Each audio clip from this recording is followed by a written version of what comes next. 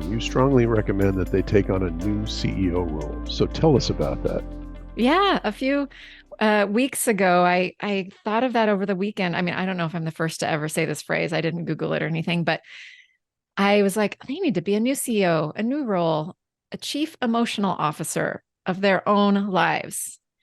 Because, like, when I mentioned my story early on, too, my Mhm. mom and I emotionally paralyzed as I look back now with more wisdom and understanding.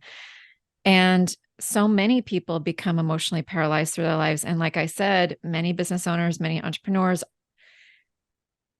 part of the reason we're so buried in the business is sometimes because it's easier to bury the other stuff. And I mean, like, not feel our feelings, not feel all of Mhm. them, pick and choose Mhm. what we want to feel. And it gives us a great excuse to ignore some feelings, stuff them down, set them aside, say someday I'll deal with that if needed, or just I'll just bypass that one. But I can tell you that'll come back and bite you in the butt big time. And so it's better to face those things head on. It's better to realize that you need to do some of that inner work and do it.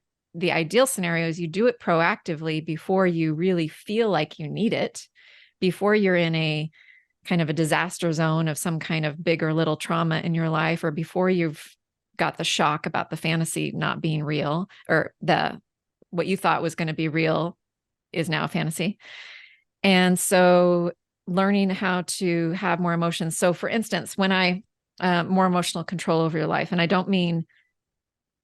I mean like learning how to feel the feelings, not have them overtake you, not jump on a train and go for a ride with them and have them dictate all of your, have you react to everything and be like, I don't mean that, but let them move through you. How do you do that? How do you know when you need to compartmentalize, but then revisit it later? Like you're in a meeting and you're feeling frustrated or whatever. How do you deal with that? All of these things that we often just like shove stuff aside, but it doesn't just go away. It really gets buried. And that's what comes up to bite people later. Um, in the busy to balanced and in the stage where people are in the earlier stage of their business career and life, what I refer to as life balance when they're realizing something's a little off is, for me, balance is not really about managing your time. It's more about managing how you feel. So that Mhm. ties in too with the CEO, chief emotional officer concept. Mhm. Um, and and boy, you can, if you, all it is learning new skills and new tools.